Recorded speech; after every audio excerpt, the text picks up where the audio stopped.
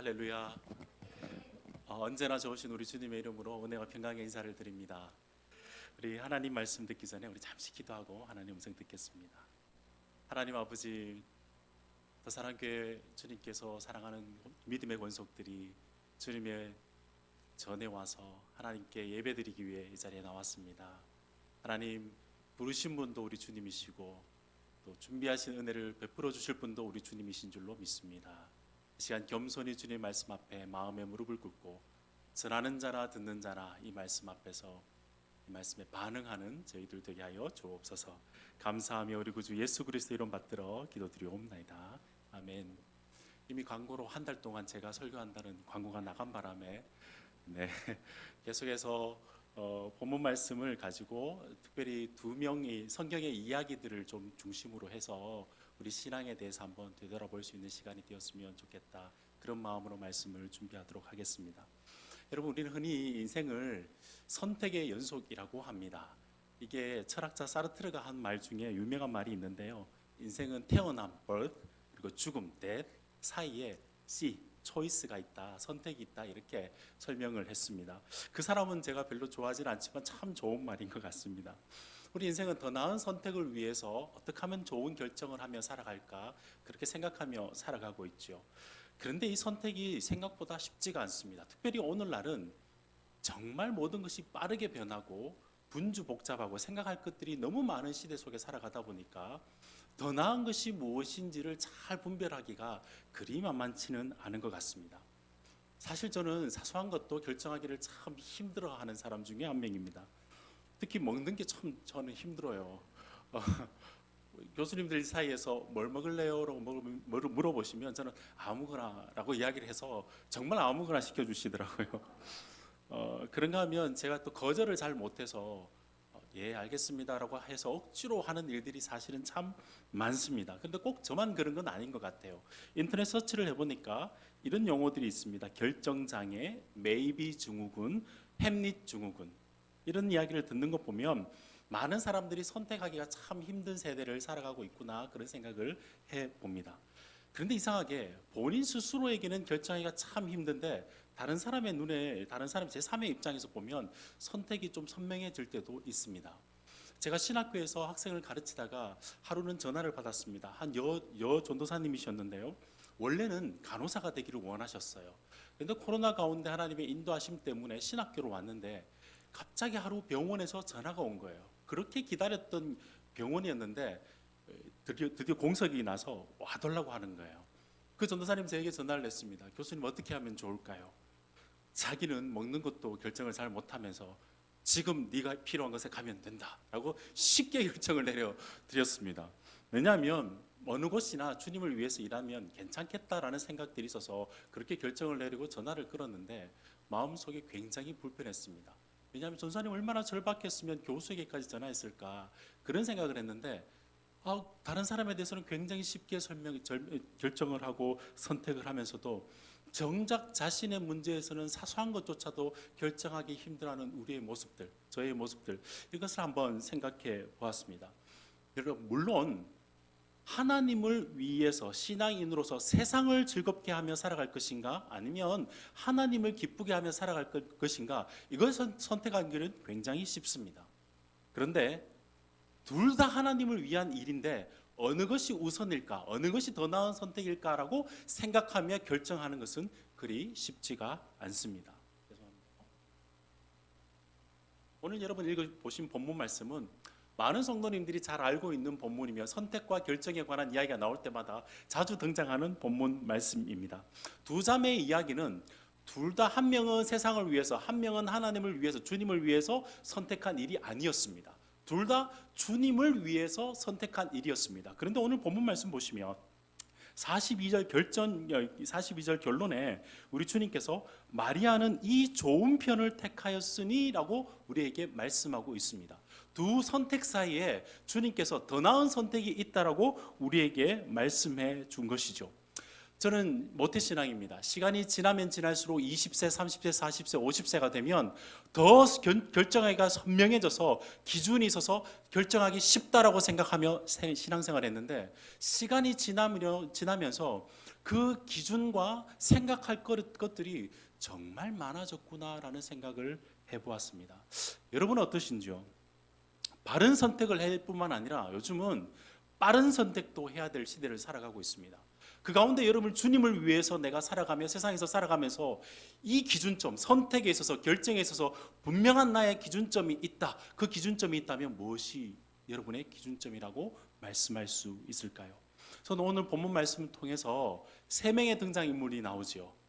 마리아, 마르다, 그리고 예수님의 모습이 나오는데 이 모습의 세 명의 입장을 살펴보면서 우리의 선택, 특별히 주님을 위해서 살아가면서 선택을 할 때 무엇이 가장 선명한 우리의 선택의 기준인지, 그래서 주님으로부터 인정받고 동시에 우리가 주님을 위해서 섬기는데 기쁨을 잃어버리면 되지 않지 않습니까? 주님께도 인정을 받고 내가 하는 일을 통해서 섬김의 기쁨을 회복하는 그런 시간이 되기를 우리 주님의 이름으로 축복드립니다. 먼저 이 말씀을 좀 바로 들어가기 전에 오해를 하나 풀어볼까 생각합니다. 여러분, 우리는 세상에서 살아가면서 사람들이 우리를 평가할 때 우리의 일과 그 사람의 직업, 겉모습에 따라서 그 사람의 가치를, 세상의 영향을 많이 받아서 그 가치를 평가하는 그런 시대 속에 살아갑니다. 이상하게 교회 안에서는 그렇지 않다라고 생각하지만 겉모습과 외적인 모습에 따라서 영적이란 말을 붙이면서도 일의 등급들을 매기는 것이 은연중에 우리 가운데 일어납니다. 그 가운데 주로 평소에 몸으로 일하는 것들은 조금 영적으로 작은 일이라 생각하기가 쉽습니다. 주방봉사, 청소, 주차장 봉사 같은 것은 비교적 작은 일이고, 영적으로 큰 일은 이처럼 저처럼 설교하고 전도하고 찬양 인도하고 이런 일들은 영적으로 좀 크다라고 생각하는 경향성이 있습니다. 다시 말해서 종교적인 색채가 조금 더 짙으면 영적으로 큰 일이고, 그렇지 않고 평소에 일상에서 우리가 하던 일을 교회에서 한다면 그것은 영적으로 작은 일이라고 생각하는 경향이 있습니다. 전혀 성경적이지도 않고 영적이지도 않습니다. 성경에서는 영적이란 말을 우리가 일상에서 하는 일을 멀리하거나 일상에서 하는 일의 값어치를 낮추면서 다른 일을, 종교적인 일을 열심히 하는 것을 영적이라고 이야기하고 있지 않습니다. 오히려 성경에서는 일상에서 하는 일이 주님 보시기에 아름다운 그 일을 영적이라고 이야기합니다.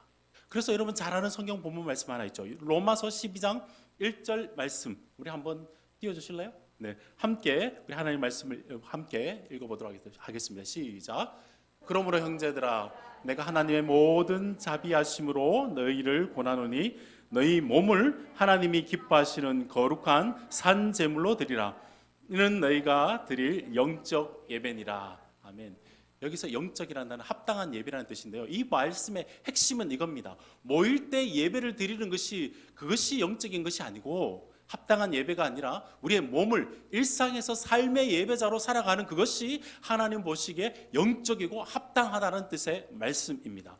전혀 일상에서 하는 일의 값어치를 낮추면서 종교적인 일을 높이는 것을 성경은 영적이라고 하지 않습니다. 이건 종교적인 이원화 현상이거든요. 서로 분리해서 생각하는 것이죠. 전혀 성경은 그렇게 생각하지 않습니다.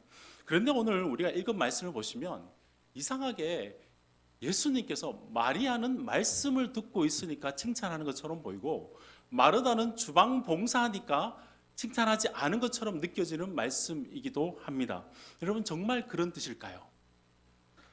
간혹 교회 가다 보면, 제가 이제 섬겼던 모태신앙으로 자랐던 그 교회도 마르다 권사회와 마리아 권사회가 있었습니다. 주로 마르다 권사회는 언니들이 많았고요, 마리아 권사회는 동생분들이 많았습니다.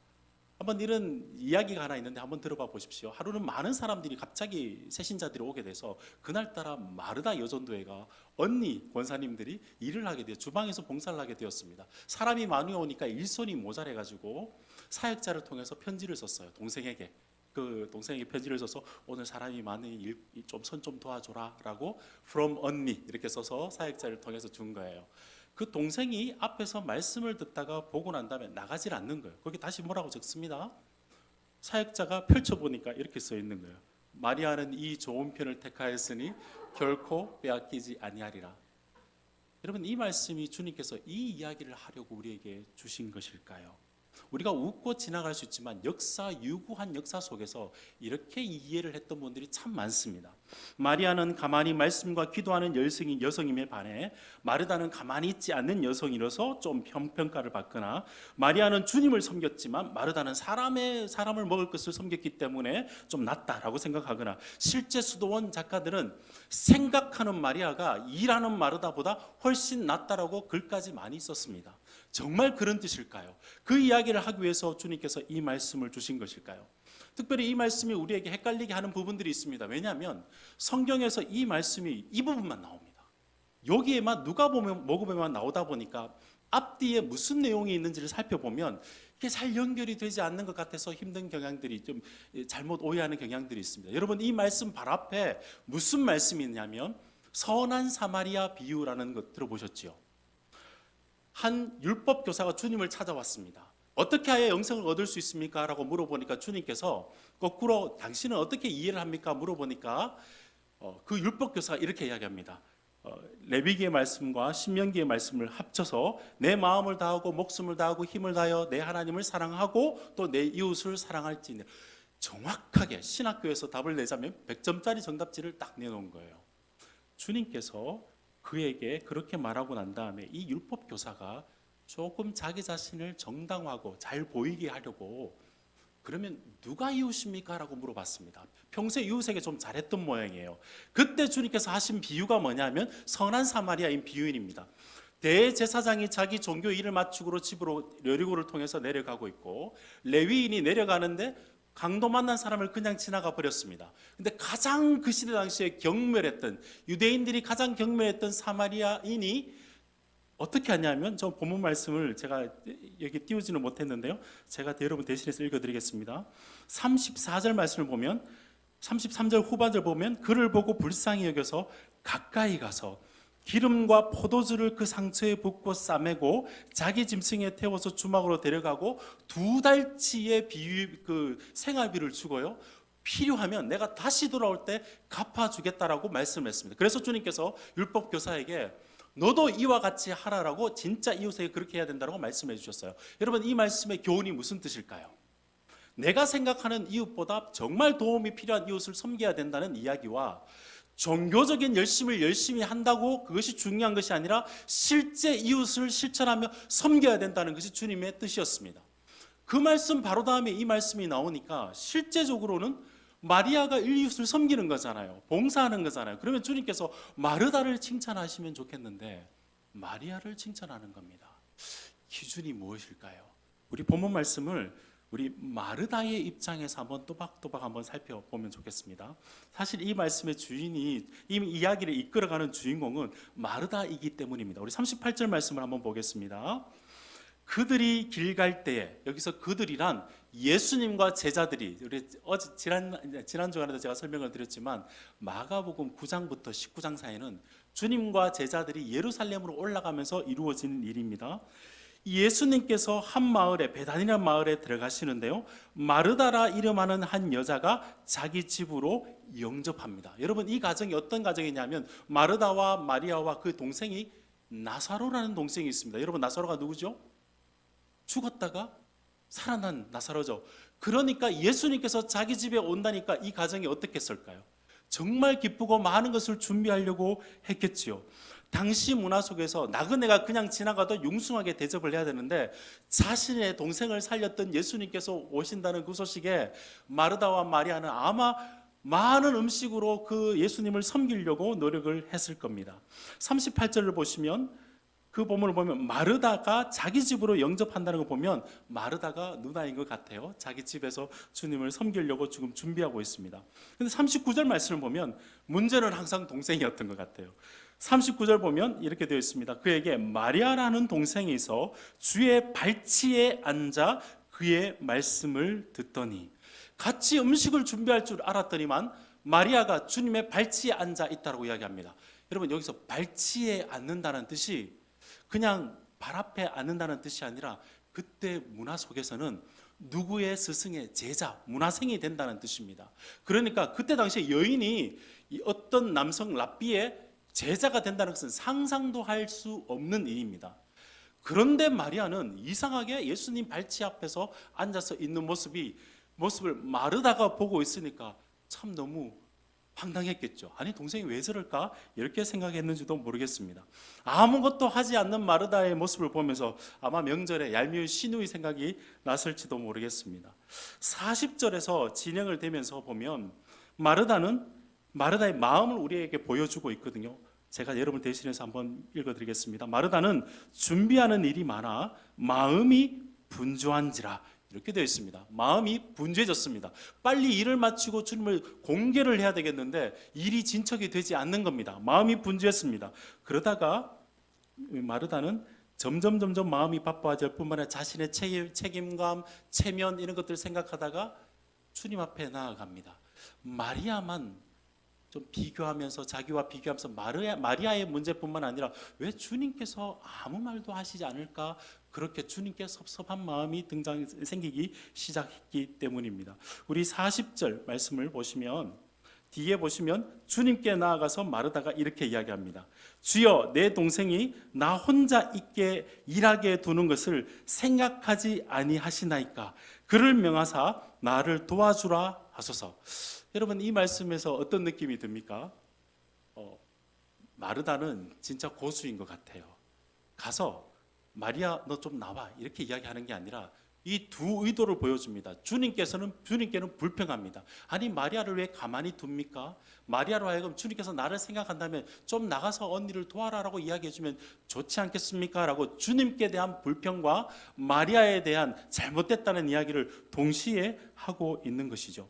평소 같으면 우리 주님께서 마르다에게 그래 알겠다라고 이야기하실 주님께서 41절과 42절 상반절 보면 우리 주님께서 마르다에게 이렇게 이야기합니다. 마르다야 마르다야, 내가 많은 일로 염려하고 근심하나 몇 가지만 하든지 혹은 한 가지만이라도 족하니라 라고 주님께서 이야기합니다. 여러분 이게 마르다가 주방 봉사를 해서 주님께서 인정하지 않으셨다는 이야기일까요?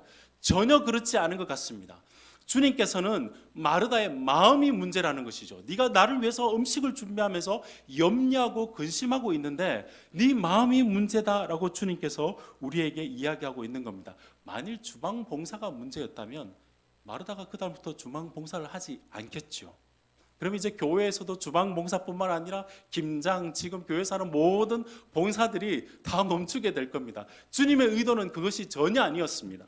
사실 마르다는 처음에는 주님을 사랑해서 주님 생각해서 음식을 생각했습니다. 주님을 위한 나의 일이었습니다. 그러다가 주님이 오시고 난 다음에 주님을 위해서 하는 나의 일이 되어서 내 일이 나를 이끌어가기 시작했습니다. 그러다가 주위를 보니까 동생이 나를 돕지 않는 거예요. 나와 동생을 비교하기 시작합니다. 그러고 난 다음에 주님께서 이 일에 대해서 아무런 이야기도 하지 않으시는 그 모습에 지금 주님 앞에 불평하는 겁니다. 자신의 내면의 문제, 주위에 비교하는 문제, 급기야는 예수님께 불평하는 문제, 마르다의 마음을 주님께서 우리에게 지적하고 계신 것이죠. 마르다의 마음이 문제였고 사실 주님은 자신의 마음을 우리에게 보여주셨습니다. 뭐라고 하셨죠? 한 가지만이라도 족하다. 주님께서 우리에게 말씀해 주셨습니다. 사실 교회에서 주님을 위해서 열심히 섬기다가도 이런 마르다 증후군이 나타날 때가 참 많습니다. 여러분뿐만 아니라 사실 저도 그런데요. 요즘 병원에 가면 문진표가 많죠. 문진표로 생각하면서 한 3가지 정도로 여러분 스스로에게 지금 제가 질문을 던져볼 테니까 한번 생각해 보십시오. 주님을 위해서 열심히 일했는데 내적인 갈등과 염려와 근심이 있다면 마르다 증후군이 속에서 스물스물 올라오고 있는 증상입니다. 왜냐하면 주님을 위해서 일할 때는 염려와 근심, 여기서 근심이라는 단어는 바다의 물결이 왔다 갔다 하듯이 어떨 때는 좋다가 말다가 이렇게 하는 것이 근심이거든요. 주님을 위해서 일했는데 내 마음속에 염려와 내적인 근심과 불안이 생겨나게 된다면 그것은 마르다 증후군이 시작된 겁니다. 두 번째 점검을 해보시면 슬슬 내 마음의 불안뿐만 아니라 주위에 있는 사람들에게 채점하기 시작할 때 그때 마르다 증후군이 이미 발현된 겁니다. 아니 내가 이렇게 일하고 주님 나라를 위해서 교회에서 이렇게 섬기는데 내 일을 왜 도와주지 않지? 이것이 지금 필요한 일인데 왜 저 사람은 저 일을 하고 있는 걸까라고 생각해서 주위를 슬슬 돌아보면서 채점하기 시작할 때는 마르다 증후군이 발현이 된 겁니다. 세 번째가 가장 중요한 증상인데요. 내적으로 불안하고 외적으로 비판하다가 급기야 주님 앞에서 불평을 쏟아 놓을 때 그때는 영락없는 마르다 증후군이 바로 발현된 것이고 지금 그 증상이 드러난 것이라는 사실입니다. 여러분 주님을 섬기지만 내면의 마음도 주위에 있는 사람의 관계도 주님과의 관계도 흐트러지기 시작할 때 그때가 바로 마르다 증후군이 우리 가운데 시작할 때이다라고 생각하시면 된다는 말씀입니다. 여러분 이 마르다 증후군 사실 마르다는 누구 때문에 이렇게 이런 증후군에 빠지게 된 것이 예수님 때문입니까? 전혀 그렇지 않습니다.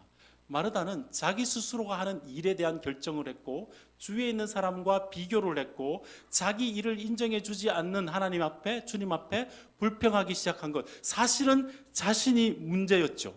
주님을 위한 나의 일을 시작하다가 주님을 위한 나의 일을 시작해서 그 일이 우리를 이끌어가기 시작해서 그 일이 내 삶을 이끌어가게 될 때 그때 마르다 증후군이 시작된다는 말씀입니다. 최고 경영 사상가 중에 한 명인 찰스 헨리라는 사람이 있습니다. 그 사람의 책의 제목이 이런 제목인데요. 삶이 던지는 질문은 언제나 같다라는 책이 있는데 자기 손주에게 이 글을 썼는데 손주에게 인생에서 가장 누리는 행복을 누리는 중요한 일이 뭐냐라고 이야기를 했을 때 그 사람이 이렇게 씁니다. 제가 여러분을 대신해서 읽어드리겠습니다. 내가 하는 일이 나 자신은 아니라는 사실을 꼭 기억해라. 삶에서 내가 행한 그 일 가치가 기능과 역할로 자기를 정의하거나 규정하지 않도록 하는 것이 일을 하면서 기쁨과 행복을 누리는 가장 중요한 일이다라고 이야기를 하고 있습니다. 왜 이런 이야기를 할까요? 오늘날 많은 사람들이 옛날에는 일 자체보다는 신분이 중요해서 그 일 자체를 가지고 일 자체는 가치를 평가를 저하를 했습니다. 근데 요즘은 일 자체를 굉장히 높이 두어서 일을 잘하고 효율적이고 가치가 있고 사람들에게 인정받으면 내가 나은 존재로 생각하는 오늘날 사람들의 문화 속에 살아가고 있다는 것이죠. 일에 대한 우리의 태도와 관점이 내 중심이 되다 보니까 내가 주님을 위한 일이 아니고 주님을 위해서 했던 일을 하다가 내 일을 하게 되고 나와 다른 사람을 비교하게 되면서 그때부터 내 존재 자체에 대한 생각들이 바뀌게 되는 것, 이걸 조심하라라고 우리 주님께서 우리에게 말씀하고 있습니다. 사실 여러분 저도 마르다 증후군에 한 2-3년 동안 빠져 있었습니다. 신학교에서 학생들을 가르치면서 사실은 만나서 이렇게 교제를 하면서 관계로 가르쳐야 되는데 영상을 통해서 여러분 잘 아시죠? 줌을 통해서 가르쳤습니다. 준비할 게 얼마나 많은지요. 그냥 강의를 가면 화이트보드에 이렇게 쓰기만 하면 되는데 PPT 만들어야 되고 강의안 만들어도 줌 할지도 못하는 줌 만들고 OBS란 프로그램 열어서 함께 하다 보니까 일들이 너무 많은 거예요.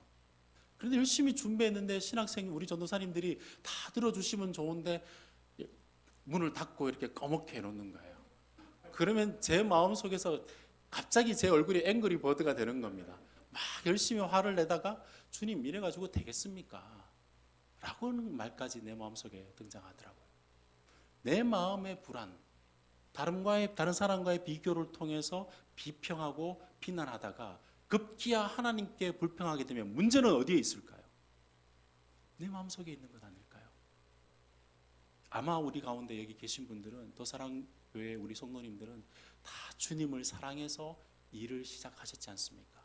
주님 사랑해서 사역도 시작하고 주님 사랑해서 모든 것을 시작했는데 언제부터인가 주님을 위한 일에 대한 명분과 내가 하고 있다는 열심 그 자체에 대해서 인정받지 못하고 번아웃이 되어서 다른 사람 비교하고 주님 앞에 내가 그래도 주님을 위해서 열심히 하는데 주님께서 인정해 주시지 못한다는 그 마음 때문에 마음속에 상처가 되고 번아웃이 일어나고 있다면 이 말씀 앞에서 우리가 다시 한번 우리 스스로를 점검해 보았으면 좋겠습니다. 여러분 오해는 하지 마십시오. 맡겨진 일을 열심히 하고 잘하고 싶은 마음, 책임감 있고 통솔력 있게 일을 잘하고 싶고 하는 마음, 그 마음이 문제인 것이 아니라 언제나 일을 탁월하게 하고 싶은 그 마음 때문에 내가 하는 일이 주체가 되는 것이 아니고 탁월하신 분을 위해서 내가 하는 일이었는데 그 주님보다는 내가 하는 일이 더 커지기 시작할 때 그때부터 우리의 마음속에 불안과 비교와 불평들이 시작되기 시작한다는 사실을 여러분 꼭 기억하셨으면 좋겠습니다. 제 호주머니에는 핸드폰이 있습니다. 좋은 어플들이 많이 깔려 있습니다. 로고스 바이블, 좋은 성경 프로그램도 깔려 있고요, 찬양 프로그램도 깔려 있고 많은 좋은 프로그램들이 깔려 있습니다. 가끔 보시면 신앙생활 하시는 분들이 좋은 프로그램들을 깔아서 기도의 앱, 말씀의 앱, 찬양의 앱, 전도의 앱 열심히 눌러서 신앙생활 하는 듯이 하는 것이 좋은 신앙이라 생각하시는 분들이 있습니다. 여러분, 그것이 아니고 진짜 중요한 것은 그 앱들이 구동될 수 있는 배터리가 제대로 연결되어 있는가, 그것이 더 중요하다고 주님께서 이야기하고 있는 것이죠. 모든 것은 몇 가지만이 아니라도 단 한 가지만이라도 내가 족하다라는 주님의 말씀은 네가 하는 일 다 귀하고 귀하지만 그것보다 네가 정말 중심에 나를 중심에 두고 나와 연결되어 있는 그 일을 하고 있는지를 주님께서 우리에게 물어보고 계신다는 사실입니다. 주님으로 족하다라고 생각하며 일을 시작했는데 언제부터 내가 하는 일에 대한 주님을 위한 일이 아닙니까? 라는 명분과 그래도 나는 열심히 일합니다라는 내 열심이 아니고 내가 주님 때문에 주님을 내 마음의 중심에 두고 주님 사랑해서 이 일을 합니다. 그것 하나만 제대로 하더라도 어떤 일이라도 주님께서 네가 한 일 족하다, 나에게 만족스럽다 주님께서 인정해 주실 줄로 믿습니다. 언제나 주님을 위한 일은 주님으로 하는 겁니다. 언제나 주님께서 만족하시고 인정하시는 일은 내 열심, 그것도 중요하죠. 그러나 언제나 주님과 연결되어서 주님을 위해서 내가 이 일을 하는 그 주님의 사랑에 의해서 이 일을 감당할 때 우리 주님께서 여러분을 칭찬해 주실 줄로 믿습니다. 우리 그러면 마르다를 좀 살펴봤다면 마르다 이야기를 좀 한번 이야기를 해볼까요? 자, 본문 말씀을 보시면 참 재미있는 것은 마리아는 아무런 이야기도 하지 않습니다. 그저 주님의 발치 앞에 앉아 있습니다. 또 이 말씀을 가지고 아무런 이야기를 하지 않으니까 우리 입 닫고 열심히 주님을 위해서 섬기자, 그 이야기를 하고 싶은 게 아닙니다. 마리아는 주님의 발치 앞에 앉아 있습니다. 앞에서 말씀드렸다시피 주님의 발치 앞에 앉아 있다는 것은 주님의 제자로 살아가겠다는 이야기입니다. 사도행전 5장의 말씀을 보면 아나니아와 사피라가 자신의 모든 재산을 가지고 와서 사도들의 발치 앞에 내려놓았죠. 이 뜻은 무슨 뜻일까요? 내 모든 삶과 모든 가진 것이 주님 앞에 있습니다, 주님의 권위를 인정합니다 라는 이야기일 거고, 마리아는 주님 앞에서 주의 말씀을 듣고 있습니다. 이것을 큐티자라고 말씀을 열심히 외우고 이것 자체의 뜻이 아니라 주님의 말씀을 따라서 내가 열심히 살아가겠습니다 라고 이야기하는, 내 삶을 주님의 말씀을 따라서 주님의 뜻을 따라서 주님께서 살아가신 그 모습을 따라서 내가 살아가겠습니다 라는 다짐이 마리아가 주님의 발치 앞에 앉아있는 모습이라 우리는 이해해야 될 것입니다. 그러면 마리아가 주님의 발치 앞에서 그냥 듣기만 했는가? 그렇지 않습니다. 요한복음 12장과 마가복음 14장을 보시면요, 마르다와 마리아 이야기가 다시 등장을 하는데 그때도 여전히 마르다는 음식을 하고 있습니다. 주님 사랑해서 음식을 준비하고 있었겠죠. 근데 마리아는 그때도 이상한 행동을 한 가지 합니다. 향유 옥합을 몇 방울만 터뜨리면 되는 향유 옥합을, 비싼 옥합을 다 깨버립니다. 그리고 난 다음에 머리를 풀어서 주님의 발을 씻깁니다. 여러분, 그때 당시에 머리를 푼다는 것은 남편에게만 할 수 있는 일이에요. 근데 갑자기 문화를 넘어서 굉장히 충격적인 일을 지금 예수님 앞에 하고 있는 겁니다. 마리아가, 주님의 발치 앞에 앉았던 마리아가 왜 이 일을 했을까요? 마리아는 예수님께서 지금 무슨 일을 우리에게 하고 있는지를 정확하게 알았습니다. 예루살렘으로 올라가면서 예수님께서 제자들에게 내가 너희를 위해서 십자가에 달려서 죽고 부활해서 너에게 대속의 제물이 되어서 너희를 구원하기 위해서 왔다라고 3번이나 이야기했을 때 제자들은 잘 깨닫지 못했지만 마리아는 마지막으로 주님께서 올라가시는 그 길 앞에서 예수님의 자기의 몸을 깨어서 우리에게 주실 것이고 자기의 참 신랑이신 예수님께서 우리를 위해서 죽으시는구나 라는 것을 정확하게 알고, 마르다는 모든 문화적인 것을 뛰어넘어서 자기의 참 신랑이신 주님 앞에 머리를 풀고 자신에게 가장 귀한 향유 옥합을 끼워서 그의 발에 붓습니다. 그녀가 이 일을 왜 했을까요? 주님의 발치 앞에서 앉아서 주님께서 나에게 무슨 일을 하려고 하시는지를 정확하게 알아서 거기에 반응하면서 마리아가 자신의 최상의 것으로 섬기는 모습을 우리 성경은 우리를 통해서 말씀하고 있습니다. 그래서 마가복음 14장 9절 말씀을 보면 우리에게 주님께서 마리아의 이 행동을 이렇게 평가합니다. 우리 함께 읽어볼까요? 시작. 진실로 너희에게 이르노니 온 천하에 어디서든지 복음이 전파되는 곳에는 이 여자가 행할 일도 말하여 그를 기억하리라 하시니라. 아멘. 마리아는 그의 섬김의 기준이 복음이었습니다.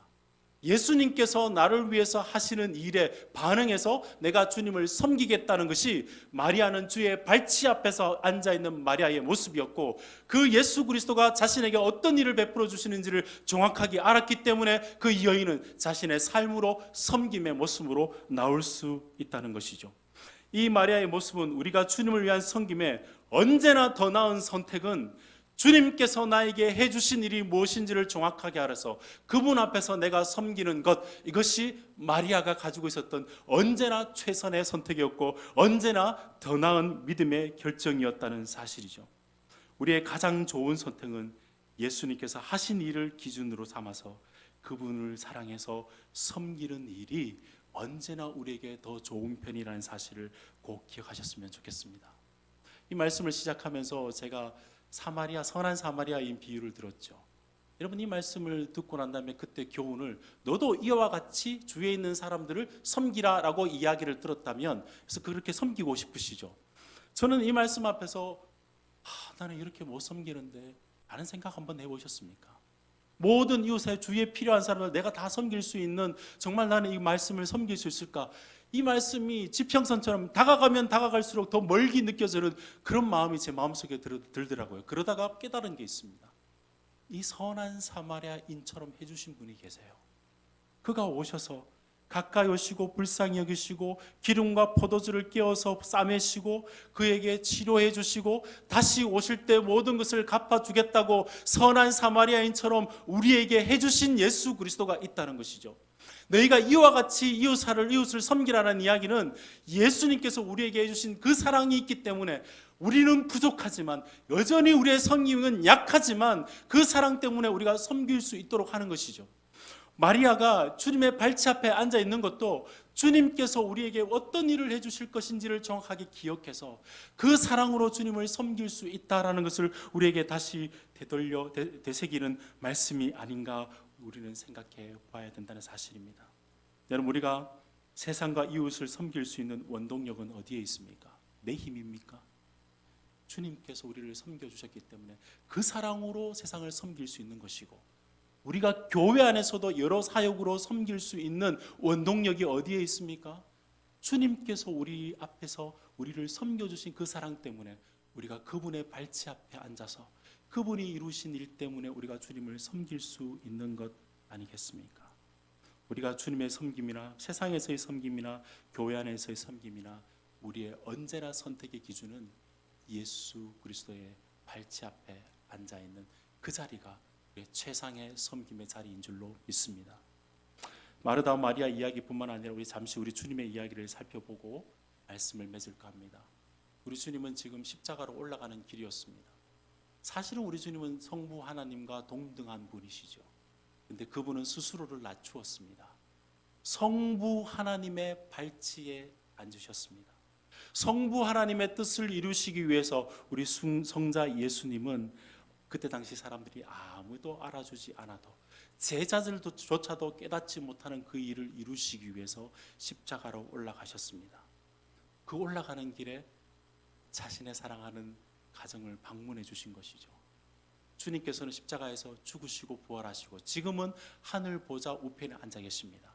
그분은 보좌 우편에 앉아서 지금 무슨 일을 하고 계실까요? 성령을 여러분에게 보내주시고 그분이 그 보좌 우편에서 우리를 위해서 대언해 주시고 지금도 그분이 우리 교회를 위해서 여러분의 삶을 위해서 지금도 일하고 계시기 때문에 우리가 주님을 위해서 섬기는 것입니다. 내가 열심히 내 열심과 우리의 명분으로 섬기는 것이 아니라 주님께서 완전히 우리를 위해서 복을 주셨고 지금도 우리에게 완벽한 복을 이루시기 위해서 우리를 위해서 일하고 계시는 그 주님이 계시기 때문에 우리는 주님의 발치 앞에 앉아서 그분을 섬기는 것, 주께서 나를 위해서 섬기시기 때문에 내가 섬긴다. 이것이 우리의 섬김의 기준인 줄로 믿습니다. 사랑하는 성도 여러분, 지금 우리는 과연 어느 자리에 앉아 있을까요? 여러분은 예수님과 더 가까이 갈 수 없을 만큼 그분의 발 앞에 꼼짝하지 않고 자리에 앉아 계십니까? 우리를 사랑해서 전부를 주신 그분을 우리도 사랑해서 살아가고 계십니까? 이 말씀 앞에서 저는 제 자신을 한번 돌아보았습니다. 저는 직장 생활도 했거든요. 그러다가 신학교에 왔습니다. 직장 생활을 하면서 그래도 주님에서 열심히 살아간다고 이야기하다가 주님 위해서 내가 신학교를 왔습니다 라고 세상에서 하던 모든 일의 완장들을 내어놓았는데, 주님 위해서 한다고 그래도 신학 교수가 되어서 한다고 어느샌가 나도 모르게 완장 차고 있더라고요. 내가 주님을 사랑해서 하지 않는 그 모든 일은 어쩌면 주님께서 인정하지 않을지도 모르겠습니다. 그러나 아무리 작은 일이라도 주님 사랑해서, 지금 설교하는 이 일조차도 주님 사랑해서 주님께서 나에게 주신, 우리에게 하신 그 일을 기억하며 우리가 예배드리고 그 사역을 한다면 주님께서는 너는 언제나 오른편을 택했구나라고 우리 주님께서 우리를 인정해 주실 줄로 믿습니다. 여러분, 이 이야기가 너무 추상적이다 이렇게 들릴지 몰라서 제가 조금 예를 들어보겠습니다. 이제 여러분 기도와 말씀 사역을 열심히 하고 계시잖아요. 기도를 할 때 어떻게 하면 좋을까요? 주님 사랑해서 내가 기도한다는 것은 어떤 이야기일까요? 내가 기도의 계획표를 짜고 기도에 10분 늘어야지, 20분 늘어야지 이렇게 열심히 하는 것도 참 중요하지만, 언제나 주님 앞에 기도할 때 딱 무릎을 꿇고 주께서 나를 위해서 지금도 하늘 보좌 위에서 나를 위해서 기도하고 계시고 우리 교회를 위해서, 우리 가정을 위해서 기도하는 주님을 생각하면서, 주님 이것 위해서 기도해 주시니 감사합니다, 이것 해 주시니 감사합니다, 그래서 나에게 이게 필요하고 이렇게 필요합니다 라고 기도하는 것이 항상 주님의 발치 앞에서 앉는 기도인 줄로 믿습니다. 말씀을 볼 때도 마찬가지입니다. 이 말씀을 보고 난 다음에 이게 나에게 얼마나 도움이 될까, 이렇게 말씀으로 빨리 당기기 이전에 이 말씀을 통해, 이 말씀을 주님께서 이루어 주셨구나, 주께서 나에게 이 말씀을 주셔서 이 말씀을 나에게 복을 주시기 위해서 이 일을 해주셨구나 라고 생각하면서 말씀을 보면서 그 주를 만나고 내가 그 말씀에 반응하는 것이 주님을 위한 섬김의 그리고 사역의 모습인 줄로 믿습니다. 사랑하는 여러분, 좀 더 쉽게 설명해 보겠습니다. 우리의 섬김의 모든 문법을 바꾸십시오. 1인칭에서 주님 내가 이것하고 내가 이것하고 내가 이것하고가 아니고 3인칭으로 바꾸십시오. 주께서 이것 해주셨기 때문에 제가 이것 하겠습니다. 주께서 기도해 주시기 때문에 이것 하겠습니다. 주께서 말씀 주시기 때문에 내가 순종하겠습니다. 주께서 내 가정에 이 복을 허락하셨으니 이 복을 흘려보내겠습니다. 주님 나에게 돈을 주셨는데 모든 환경을 주님께서 허락해 주셔서 이 돈 주신 건 너무 감사합니다. 이 돈을 가지고 섬기겠습니다. 주님 우리 자녀 주셨는데 모든 것이 복입니다. 그래서 이 자녀가 주님 보시기에 아름답게 자라날 수 있도록 제가 섬기겠습니다. 사역의 문법을 1인칭에서 3인칭으로 바꾸시는 여러분 되었으면 좋겠습니다. 우리는 주님을 위해서 다양한 사역을 주님을 위한 프로젝트라 생각합니다. 맞아요. 그런 것도 있습니다. 그런데 꼭 기억하십시오. 주님의 영원한 프로젝트는 여러분 자신들입니다. 주님은 지금 여러분을 위해서 일하고 계십니다. 여러분의 가정을 위해서도 일하시고 그 사랑교회를 위해서, 이 사랑교회, 더 사랑교회를 위해서 여러분 위해서 지금 주님께서 일하고 계십니다. 그러므로 여러분 언제나 이 주님의 발치 앞에 앉아서 주님의 일하심에 감복해서 주님을 섬기시는 여러분 되시기를 우리 주님의 이름으로 축복드립니다. 말씀을 맺고자 하는데요, 제가 최근에 이어령 씨의 마지막 수업이라는 책에 성실한 노예의 딜레마라는 섹션이 있더라고요. 제가 이 부분에 나오는 이야기를 여러분이 꼭 들려주면 좋겠다 싶은 생각을 해봤습니다. 인생을 그냥 착하게 주어진 일대로 열심히 살던 노예가 한 명 있었습니다. 하루는 주인이 농사를 다 짓고 난 다음에 감자를, 큰 거를 오른쪽은 오른쪽 구덩이에, 작은 것은 왼쪽 구덩이에 넣어봐라 라고 이야기를 했습니다. 가서 다 수확을 하고 난 다음에 돌아올 때가 되었는데 돌아오지를 않는 거예요. 주인이 가보니까 그 노예가 펑펑 울고 있는 거예요. 주인님, 내가 어느 게 큰 건지 몰라서 이게 오른쪽에 넣어야 될지 왼쪽에 넣어야 될지 모르겠습니다. 나에게 절대로 이 일을 맡기지 마십시오 라고 노예가 이야기를 했답니다. 여러분, 우리에게 주어진 일을 그냥 열심히 하는 것 정말 행복할까요? 그렇지 않습니다. 그걸 노동자, 그림 노동, 그림자 노동 혹은 가짜 행복이라고 합니다. 진짜 행복한 것은 선명한 기준이 있어서 주님 사랑해서 그 일을 감당하는 것. 그래야 진짜 섬김의 기쁨을 누릴 수 있는 줄로 믿습니다. 언제나 주님의 발치 앞에서 주께서 나에게 해주신 일을 기억하면서 그분이 일하시기 때문에 내가 일한다. 그것이 여러분의 선택의 기준이 되었으면 좋겠습니다. 이렇게 말씀을 드려도 인생 가운데 선명한 삶의 결정들, 문제들, 현상들이 복잡해서 여러 어려움들이 있을 줄로 압니다. 그러나 저는 결국 진리는 간단하다 생각합니다. 주님께서 우리 베드로 사도를 만나 주셨죠. 실패하고 낙심하고 완전히 실패한 그에게 다시 찾아와서 주님께서 베드로에게 사명을 맡기고 사역을 맡길 때 이 질문을 하셨습니다. 잘 하시는 질문이죠. 바요나 시몬아, 네가 나를 사랑하느냐? 바요나 시몬아, 네가 나를 사랑하느냐? 시몬아, 네가 나를 사랑하느냐? 그 일이 예, 주님 사랑합니다 라고 말하지 못했던 베드로, 그러나 주께서 일을 맡기시죠.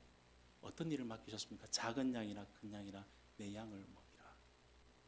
주님 사랑합니다. 그런데 주님께서 맡기신 일은 내 양을 먹이라고 섬김의 자리를 주님께서 베풀어 주셨습니다. 언제나 우리의 싸움은 얼마나 많은 것으로, 얼마나 본때 있는 일로 효율적으로 잘 섬기는 것인가, 그게 아닙니다. 언제나 일의 실제의 싸움은 우리가 얼마나 예수님을 더 사랑하느냐의 싸움입니다. 우리가 하는 모든 일에 복된 일이 되도록 하시는 분은 그리스도이십니다. 우리가 하는 모든 일은 그분 안에서만 참된 의미로 평가받으실 겁니다. 항상 여러분의 자리가 주님의 발치 앞에서 주님 기준으로 주께서 나에게 하신 일을 사랑해서 그 사랑으로 주님을 섬겨드리는 여러분의 인생 되시기를 우리 주님의 이름으로 축복드립니다. 기도하겠습니다. 하나님 아버지, 이 시간 우리가 주님의 발 아래에 발치 앞에 있습니다. 나의 일, 나의 사역, 가정과 교회의 모든 사역 가운데 주님이 우리의 주인 되어 주옵소서. 우리는 언제나 주님의 발 아래 있겠습니다. 주님의 발 아래 있기에 우리의 모든 섬김이 주님이 평가하시고 기억하는 최고의 선택이 되게 하여 주옵소서. 일 자체가 우리를 지배하여서 이끌어가는 것이 아니라 주님의 사랑이 우리를 강권해서 어떠한 일이든지 주님께 연결되어서 주님을 섬길 수 있는 우리의 사역들 되게 하여 주옵소서. 일 때문에 분주복잡하지 않게 하시고 마음속에서 일어나는 일과 다른 사람의 비교의식 때문에 우리의 마음속에 마르다 죽은 굴에 빠지지 않게 하시고 오로지 주님 앞에서 주님을 사랑해서 섬겨드리는 저희들 되게 하여 주옵소서. 하나님, 세상에서 우리가 분주하고 경쟁적으로 많은 일을 하고 얻는 것을 자랑하지만은 우리는 우리를 죽었던 우리를 살리신 예수 그리스도 그 사랑 앞에서 작은 것이나마 주님 사랑해서 섬기는 그것으로 기쁨을 누리는 저희들 되게 하여 주옵소서. 지금도 우리를 위해서 일하시며 우리를 이끌어 가실 우리 구주 예수 그리스도 이름 받들어 기도드리옵나이다. 아멘.